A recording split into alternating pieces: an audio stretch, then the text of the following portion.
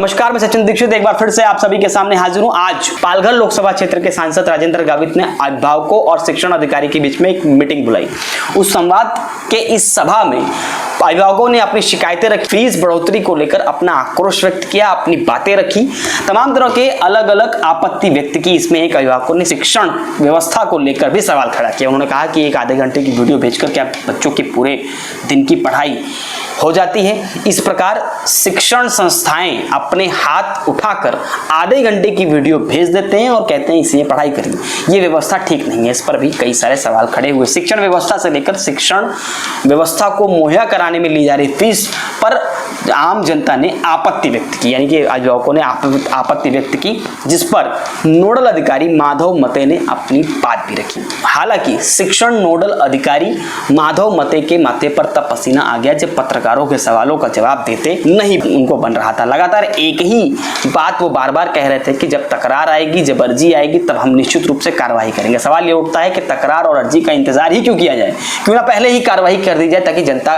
को आक्रोशित ना होना पड़े और जनता के सारे सवालों का निदान हो जाए। लेकिन ये अधिकारी महोदय तो चाहते हैं कि तकरार आए यानी अर्जी आए तब वो कुछ करेंगे। खैर, सुनिए किस प्रकार वहां पहुंचे अभिभावकों ने अपनी किस समस्या को लेकर वहां पर वो पहुंचे थे। उन्होंने अभिभावकों ने अपनी अपनी बात रखी। सुनिए अभिभावकों ने क्या कुछ कहा। देखिए, हमारा मुद्दा एक ही है। जितने भी पेरेंट्स हमारे साथ में हैं उनका ये कहना है कि आज जो ऑनलाइन स्टडीज़ हो रही है बच्चों को लेकर, वो इतनी सफिशिएंट नहीं है कि जिसके लिए स्कूल जो है उनको थाउजेंड्स ऑफ फीस मांगे। पेरेंट्स जब भी स्कूल में जाते हैं अपनी ये गुहार लेके कि भाई हमारी जो फीस स्ट्रक्चर है ऑनलाइन के हिसाब से उसको कम की जाए, तो उनको यही धमकी दी जाती है कि अगर आपकी औकात नहीं है तो आप अपने बच्चों को स्कूल से निकाल के ऐसे स्कूल में डाल दीजिए जहाँ पे फीस कम होती है। आज हम इस जगह पे, इस फोरम पे इसलिए आए हैं ताकि हमारी बात को सुना जा सके, उन पेरेंट्स की बात को सुना जा सके जो डर के मारे आज अपने घर से बाहर नहीं निकल सक रहे हैं, उनको हेल्प मिले और कम से कम ये जो फीस स्ट्रक्चर जो बेधड़ल्ले से मांगे जा रहे हैं स्कूल में उसको कम किया जा सके। मांग ये है कि एनुअल फीस है, टर्म फीस है या जो स्मार्ट बोर्ड फीस है, हाँ हटा दिया जाए और जो ट्यूशन फीस है उसको भी कम से कम किया जाए, क्योंकि आज काफ़ी लोग जो है घर बैठे हैं। सगळ्यात महत्त्वाचं म्हणजे शिक्षणाच्या नावाखाली जर आपण शाळा चालू करून पहिल्यांदा फीच्या विषयी मागणी करतो तर ती चुकीची आहे। माझ्या शिक्षणाचं जर स्ट्रक्चर माहिती असेल की नक्की काय शिक्षण दिलं जाणार आहे या कोविड-19च्या सिच्युएशनमध्ये, तर ते जास्त बरं झालं असतं। पण सुरुवातीलाच काय केलं, काही व्हिडिओज पाठवून शिक्षण चालू केल्याच्या नावावर फीचा पण आकारणी केली जाते। सुना आपने, ये थी अभिभावकों की समस्याएं। अभिभावकों के इन समस्याओं पर नोडल अधिकारी ने क्या कुछ कहा, जरा वो सुनिए। उनसे जब पूछा गया कि फीस बढ़ोतरी, कार्रवाई आदि पर उनका क्या कहना है, तो उन्होंने किस प्रकार से उत्तर दिया, जरा सुनिए। पाहिलं जाईल आणि ज्या काही तक्रारी आहेत पालकांच्या फीसच्या संदर्भामध्ये त्या प्रत्येक तक्रारीची कसून चौकशी केली जाईल।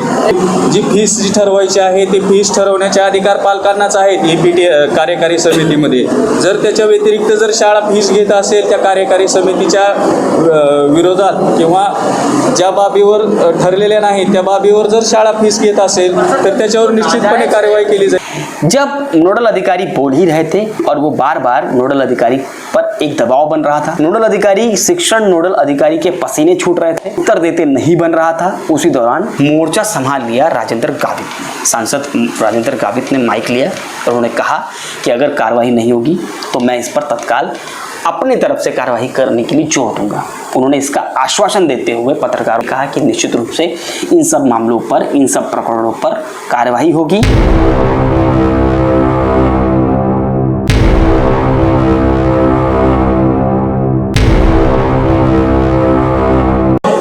या ठिकाणी शिक्षण अधिकाऱ्यांना सक्त सूचना आपल्या या ठिकाणी आदेश देतो की लॉकडाऊन असताना जून आणि जुलै आपल्या मे आणि जून महिन्याचे जे काही फीस ज्या शाळेने आकारली असेल त्याच्यावरती साहेब त्या ठिकाणी कारवाई केली आहे। एक या पालकांना ती फी परत केली पाहिजे, नसेल फी परत केली असेल त्याच्यावर आपण कायदेशीर कारवाई त्या ठिकाणी केली पाहिजे।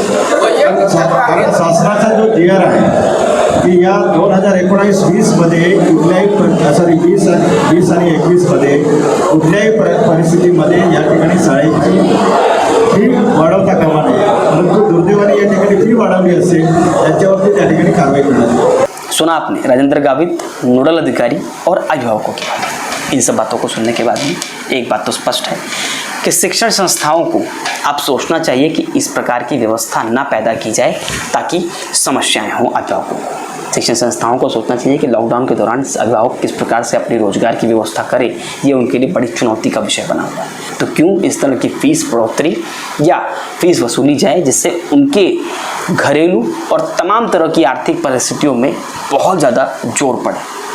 सामान्य समय पर वो फीस वसूलते थे, क्यों ना इन दिनों वो सामान्य समय के हिसाब से ना सही कुछ फीसों पर कटौती करें। ये विद्यालयों के शिक्षण संस्थाओं के संचालकों का एक नैतिक कर्तव्य बनता है। हालांकि देखना ये होगा कि अब इस नैतिक कर्तव्यता के तरफ कितने शिक्षण संस्थाओं के मालिक यानी संस्थाओं के ऑनर चेयरपर्सन आगे बढ़ते हैं, ये देखने वाली बात होगी। इसके अलावा इस पूरी मीटिंग में सभी सर्वदल के लोग भी उपस्थित थे। आज के लिए इतना ही, धन्यवाद।